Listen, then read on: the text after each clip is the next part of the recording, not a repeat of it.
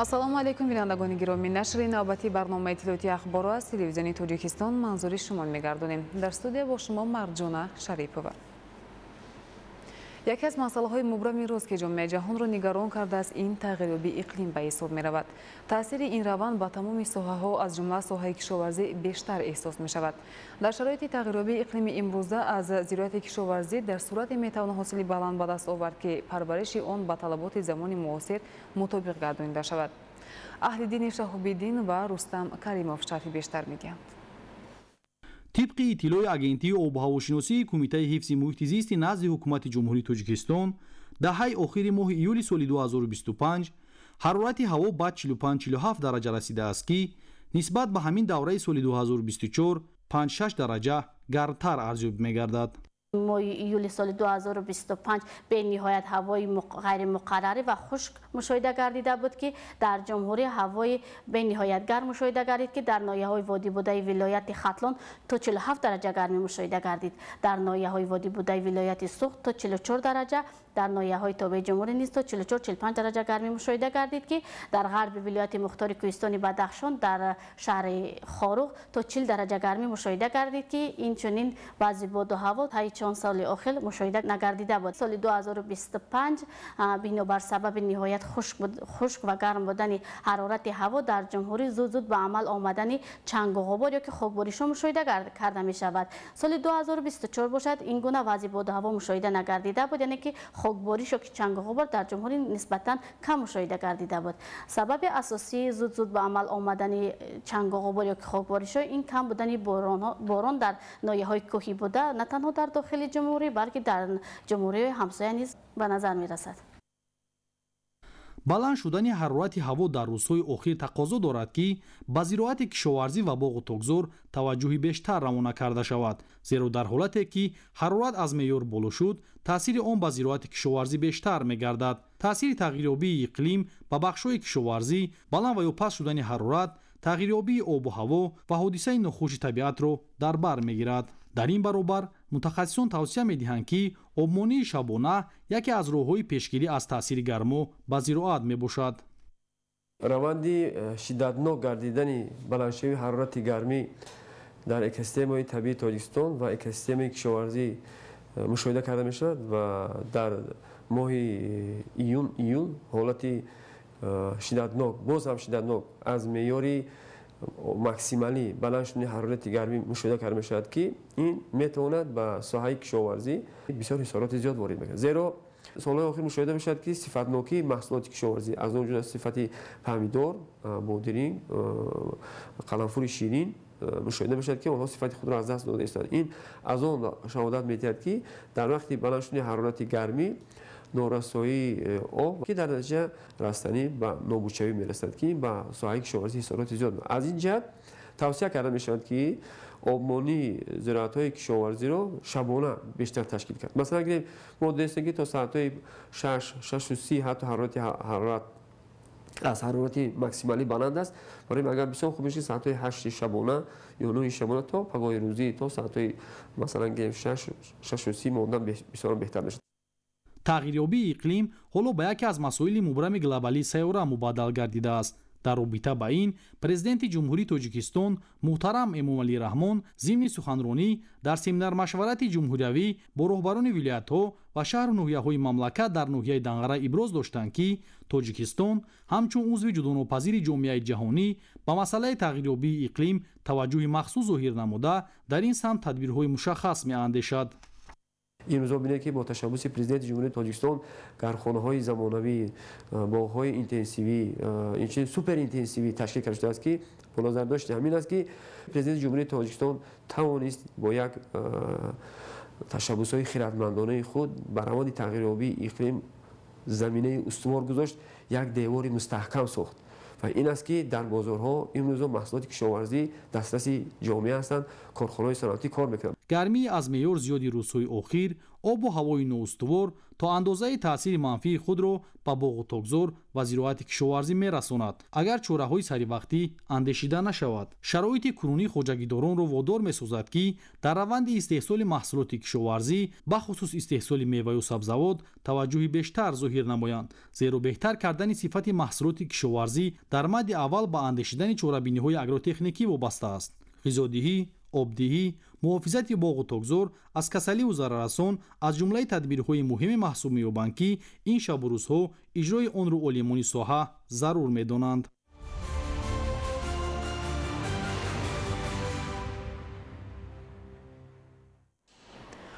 با مقصد استفاده اقتدارهای استحصالی منطقه، هوسمندگردانی امکانات‌های سرمایه‌گذاری و رشد شریکی بین سرمایه‌گذاران محلی و خارجی، صاحبکاران و کارشناسان ساحه در مرکز ولایت مختار کوهستان بدخشان شهر خارق فورум سرمایه‌گذاری پامیر اینوست 2025 برگزار گردید.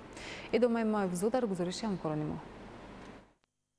با تشبث مقامات اجرایی حاکمیت دولتی ولایت مختار کوهستان بدخشان، کمیته دولتی سرمایه‌گذاری و اداره اموال دولتی جمهوری تاجیکستان و اسوسیاسیون صاحبکاران بدخشان در مرکز مأموری ولایت مختار کوهستان بدخشان شهر خارق با جلب نمایندگان کورپوس‌های دیپلماتی مقیم تاجیکستان، صاحبکاران و سرمایه‌گذاران وطنی و خارجی، فورум سرمایه‌گذاری پامیر اینوست 2025 برگزار گردید. این اقدام به خاطر جلب سرمایه‌های داخلی و خارجی، معرفی لایحه‌های مهم اقتصادی و تحکیم همکاری‌های سودمند بین بخش دولتی و خصوصی روی دست گرفته شده. همساله برگزاری آن به حکم عنعنه درآمده است. این فورум همساله از سال 2010 تا این جانب گذرانده شده است. تنها از فورum‌های پامیر اینوست 2022 تا امروز در فورum‌ها یک نویگری زود که این تفاهم‌نامه‌ها به امضا رسانیده شده هستند و میلیون‌ها سامانی به اقتصادیات ولایت جلب کرده شده هستند. باید قید نمود که فقط طی 3 سال پریگردیده شده 120 تفاهم‌نامه به مبلغ زیاده از 3 میلیارد سامانی به امضا رسانیده شده. 64 تای آنها به مبلغ 1.3 میلیارد سامانی مورد استفاده‌وری قرار داده شده. در دیگر لایحه‌ها کارهای ساختمانی و اصلاح‌کنی ادامه دارند. طبق نقشه امروز در نظر است که در فورум نوبتی پامیر اینوست 25 46 تفاهم‌نامه به مبلغ زیاده از 655 میلیون سومانی به امضا رسانیده میشن. این یک تکام نیک است که هم برای صاحبکاران هم برای سرمایه‌گذاران چه وطنی و خارجی امکانیت پیدا می‌کند که دوکاری‌های دو جانبه و همکاری‌های سودمند را برای مانده بسیار لایحه را به عمل رسانند. در نمایشگاه که در باغ چایخانه ملی در دایره برگزاری فورум سرمایه‌گذاری پامیر اینوست 2025 تشکیل گردید، تمام اقتدارهایی که به پوره عملی گردیدن 4 هدف استراتژیکی حکومت کشور، رسیدن به استقلالیت کامل انرژتیکی، برآمدن از بنبست کمیونیکاسیونی، تامین امنیت آذوقه‌واری و صنعتی کنونی با صورت مملکت در ولایت زمینه گذارند گرد آورده شدند. ولایت مختار کوهستان بدخشان دارای ذخیره‌های بزرگ رشد اقتصادی، طبیعت ناتکرار، ذخیره‌های بای آبی و انرژتیکی، اقتدارهای سیاحی، امکانات‌های کشاورزی و ذخیره‌های انسانی میباشد. همزمان موقع جغرافی، استراتژی و فرهنگ بای و تاریخ پرشرف مردم بدخشان امکانیت می‌دهند که این منطقه به یک نقطه مهم جلب سرمایه‌گذاری و همکاری‌های منطقوی تبدیل یابد. برای رسیدن به این هدف در چاره‌بینی امروزه تمام دستاوردهای بهترین خواجگی خلق شهر و ناحیه‌های ولایت به معرض تماشا گذاشته شدند که در این میان کارخانه و کارگاه‌های استحصالی حدود ولایت مقام خاص داشتند. تشکیل نمودن نمایش امروزه به آنها امکان بخشید تا مال و محصولات خود را معرفی نمایند و برای گسترش منبع همکاری‌ها با سرمایه‌گذاران زمینه مستحکم گذارند. ولایت مختار کوهستان بدخشان برای رشد ساحه‌های صنعت، سیاحی و همزمان خدمت‌رسانی امکانات‌های زیادی را دارا میباشد و همساله برای معرفی کردن این امکانات‌ها فورum‌های بین‌المللی سرمایه‌گذاری و صاحبکاری برگزار شده ایستادند و امروز ما شاهد آن هستیم که فورум نوبتی فورум پامیر اینوست 2025 برگزار شده ایستاده است و در دوره همین فورум کارخانه‌های صنعتی که در حدود ولایت به استحصال محصولات صنعتی مشغول هستند محصولات استحصالگرده را به معرض تماشا گذاشتند و البته این یک امکانیت برایشان هست که برای دریافت نمودن بازارهای نو، برای دریافت نمودن شریکان نوع تجارتی، برای بازم وسیع کردن میدان فعالیتشون یک امکانات خوبی می باشد. محصولات صنعتی سبک، صنعت خوراکواری، تکنیک و تجهیزات صنعتی، محصولات ساختمانی و کیمیاوی، تکنولوژی‌های نو و محصولات اینواسیونی از جمله دستاوردهای ساحه صنعت ولایت دوام سالهای صاحب استقلالی کشور به شمار می روند. میان کارخانه‌هایی که علاقه محصولاتشان بازارگیر هست و همزمان صادرات کرده می شود، هستند کارخانه‌هایی که در دایره تفاهم نامه‌های به امضا رسیده در جریان فورم‌های سرمایه‌گذاری سالهای پیش تأسیس یافتند. چون حفظ سنت‌های ملی و معرفی آنها به جهانیان یکی از راه‌های مهم تقویت خودشناسی و جلب توجه عالمیان می باشد، یک قسمت نمایشگاه را گوشه‌های هنرهای مردمی و طعام‌های ملی تشکیل داد. اشتراکداران آن اظهار می‌دارند که هدف هر یکی آنها احیا و گرامی داشته ارزش‌های فرهنگی ملی می باشد. دستاوردهای ولایت مختار کوهستانی بدخشان با دستگیری‌های پیوسته حکومت مملکت خاصه پیشوای معظم ملت محترم امام علی رحمان در همه سمت‌ها نظررس بوده سال از سال تمایل افزایش دارند، ولی باید گفت هنوز هم اقتدارهای موجوده این گوشه کوهستان تاجیکستان پررا آموخته و استفاده نشده‌اند. دایر نمودن چنین همایش‌های سطح بلند امکان فراهم می‌آورد تا سال از سال تعداد کارخانه و کارگاه‌های صنعتی که به کارکرد و استحصال محصولات فایده‌ناک از جهت اکولوژی تازه مشغولند بیشتر شده بر رشد اقتصادی ولایت تکانی جدی بخشند. سپس راهبریت ولایت و مهمانان از تمام گوشه‌های تشکیل نموده نمایشگاه دیدن به عمل آوردند. گفته شد نوابسته از کمزمین و کوهسار بودن منطقه بدخشان آن محصولاتی که در نمایشگاه امروزه گرد آورده شده است نیم امکانیت‌های استحصالی ولایت را تشکیل می‌دهد و هنوز هم امکانیت‌های استفاده نشده در ولایت زیادند. در بدخشان بیشتر محصولات خوراکواری به دست آمده از جهت اکولوژی تازه بوده در برابر طعم لذیذ داشتنشان همزمان فایده آورند. مهمانان نیز به نمایشگاه تشکیل گردیده بهای بلند دادند. در ادامه نمایشگاه برای مهمانان همزمان سنت‌های اجدادی مردم بدخشان که خیلی بای و گوناگون رنگ می‌باشند معرفی گردیدند. قسمت رسمی چاره‌بینی با سخنرانی رئیس ولایت مختار کوهستانی بدخشان راهبریت ولایت جهت اشتراک در این چاره‌بینی مهم سیاسی و اقتصادی به تمام اشتراکداران اظهار سپاس نموده آن را یک قدم دیگری استوار در راه رشد منبعد اقتصادیات بدخشان ارزیابی کرد. با گفته راهبر ولایت سال از سال تعداد شریکان و مبلغ گذاری لایحه سرمایه‌گذاری در ولایت افزود می‌گردد که این پیشروی از دستگیری‌های روزافزون پیشوای معظم ملت و حکومت کشور نسبت به ولایت مختار کوهستانی بدخشان گواهی می‌دهد. سپس دیگر اشتراکداران وابسته به امکانیت‌های فراخ منطقه بدخشان در همه سمت‌های خواجگی خلق سخن رانده آمادگی خویش را برای دریافت شریکان همکار در راه سرمایه‌گذاری به اقتصادیات ولایت اظهار نمودند. باید گفت در فورم امساله سرمایه‌گذاری پامیر اینوست در مجموع 46 عدد تفاهم نامه‌ها به مبلغ 655 میلیون سومانی به امضا رسیدند. سپس فورم سرمایه‌گذاری پامیر اینوست 2025 در 3 پنل به کار خود ادامه بخشید.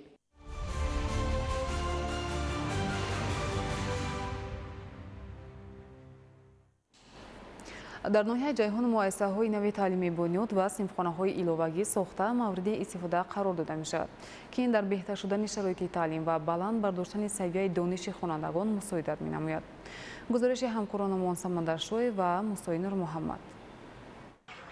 با شرافت صاحب استقلالی کشور و سیاست معارف پرورانه رهبریت عالی مملکت توجه به ساحه علم و معارف سال از سال بیشتر روانه می‌گردد. اهل معارف ناحیه جیهان همساله با سهم مقامات محلی، کمیته پدر و مادران و صاحبکاران وطنی برای فراهم آوردن بهترین شرایط تعلیم و هر چیز زودتر رفع نمودن مشکلات جای نشست خوانندگان اقدام‌های بنیادکارانه را راه‌اندازی و عملی می‌نمایند. ساختمان بنای صنفخانه‌های ایلوواگی مؤسسه تحصیلات میانه عمومی رقم 17 ناحیه از انشاءات جشنی استقلالیت دولتی کشور به حساب می رود که حالا ساختمان آن با جلب ساختمانچیان محلی با مرام ادامه داشته در نظر است که تا استقبال این صحنه مهم تاریخی پورا ساخته مورد استفاده قرار داده شود. طور ذکر شد پس از به استفاده دادن بنای مذکور 650 نفر خواننده در دو بست می توانند در صنفخانه‌های ایلوواگی کشاد و برهوا به تعلیم فرا گرفته شوند. بنا به اطلاع مسئولین صنفخانه‌ها با سیستم‌های ساختمان‌های گرم‌دهی تامین گردیده،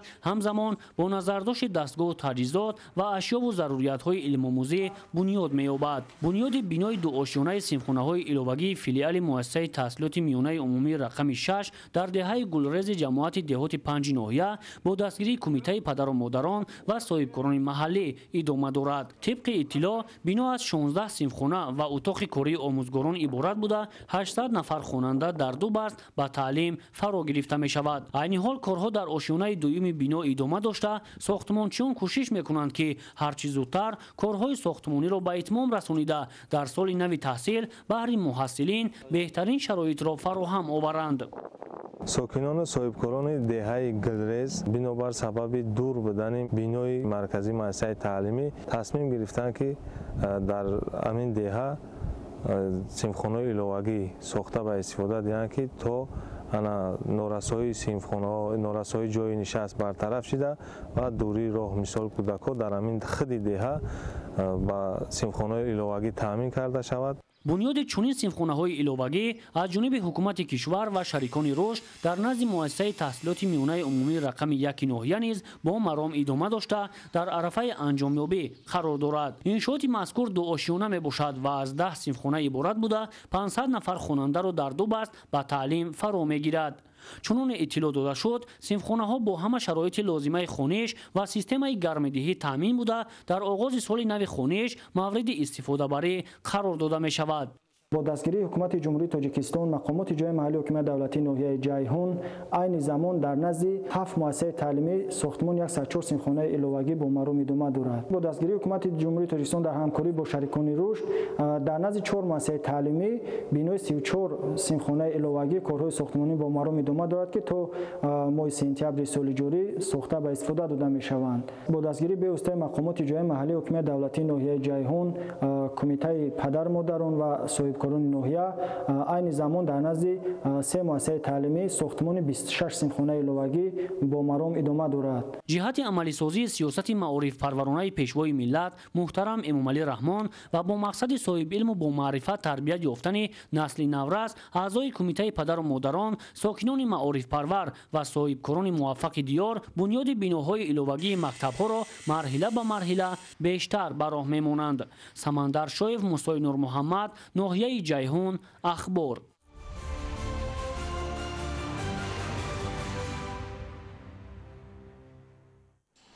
در ناحیه نورآباد عاقبت‌های آفت طبیعی برطرف کرده می‌شود.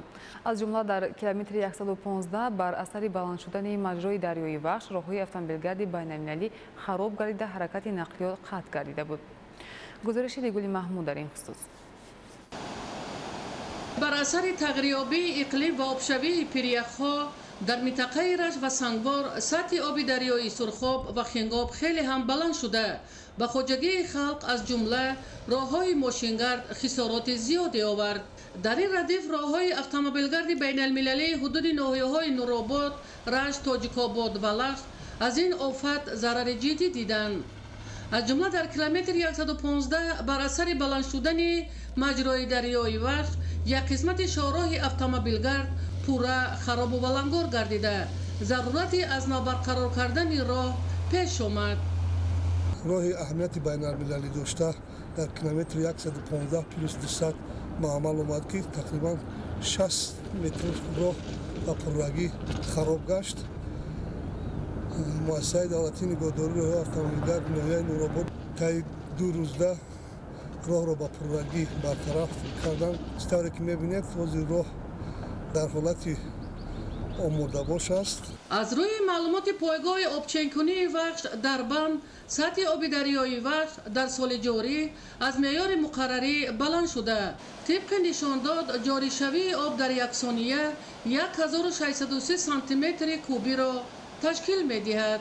اصلا حرکت نقلیات در شاهراه اتومبیلگرد بین المللی شروع از درآمدگاه دهه علی گلبان ناحیه نورآباد تا سرحد جمهوری قرقیزستان قد دریای وخش سرخاب صورت می‌گیرد که مسافه آن قریب 300 کیلومتر را تشکیل می‌دهد.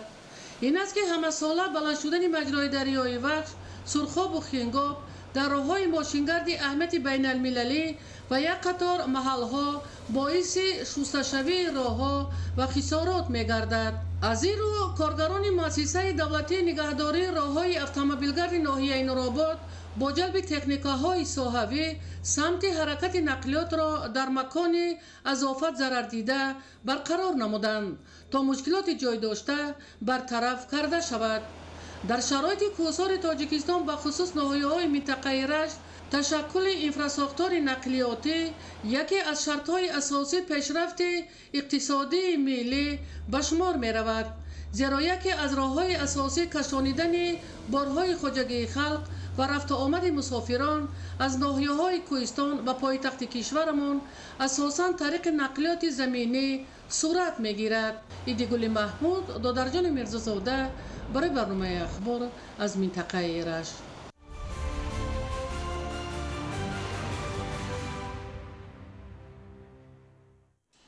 امروزها در بیشتر از 10 کارگاه و کارخانه‌های دوزندگی شهر خوجند لباس یگانه مکتبی استحصال کرده می شود. گزارش عبدالوهاب عبدالستار و دلشاد صوفی.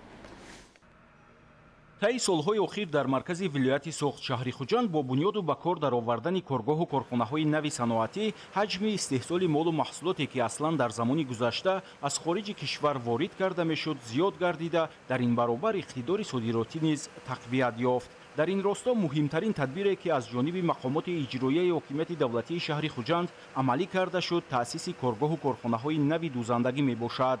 иқдоми мазкур бо мақсади таъмини бозори дохилӣ бо маҳсулоти дӯзандагӣ ва соҳиби ҷойи кор гардидани занону духтарон амалӣ гардида дар тақвияти ин раванд саҳми соҳибкорони ватанӣ бештар аст. ҳоло дар ин коргоҳу корхонаҳо дар асоси фармоиши муассисаҳои таълимӣ коргарон ба духти либоси ягонаи мактабӣ машғуланд. коргоҳу корхонаҳои дӯзандагӣ барои иҷрои саривақтии нақшаи истеҳсоли либоси ягонаи мактабӣ ки аз ҷониби муассисаҳои таълимии шаҳри хуҷанд наздики 100 000 фармоиш дода шудааст, фаъолияти худро вусъат мебахшанд. дар самти истеҳсоли либоси ягонаи мактабӣ саҳми коргоҳу корхонаҳои дӯзандагии ҷамъияти дорои масъулияти маҳдуди Фаррух ва ҷамъияти дорои масъулияти маҳдуди Амир назаррас аст. ҳоло волидайни хонандагони муассисаҳои таҳсилоти миёнаи умумии рақами 15, 16, 23 ва гимназияи рақами 24-и шаҳри хуҷанд либоси ягонаи мактабиро аз ҳамин коргоҳу корхонаҳо харидорӣ менамоянд.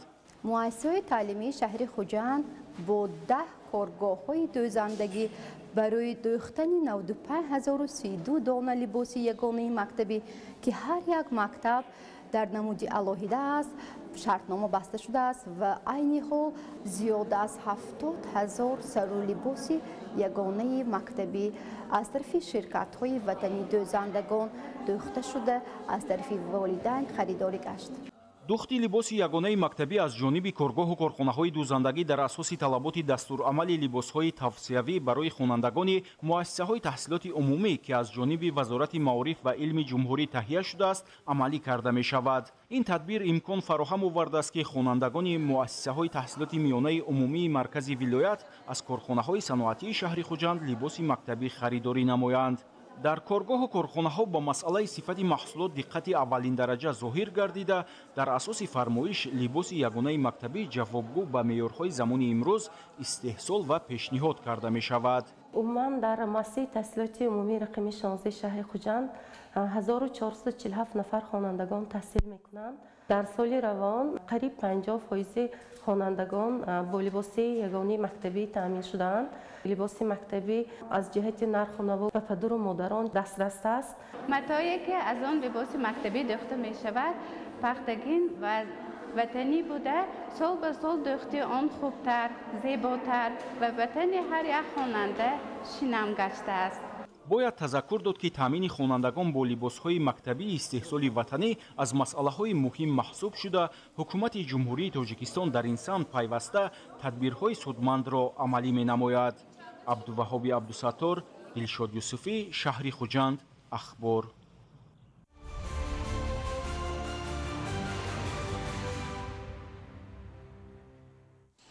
бинандагони гиромӣ, нашри навбати барномаи иттилоъоти ахбор хотима меёбад. саломат бошед.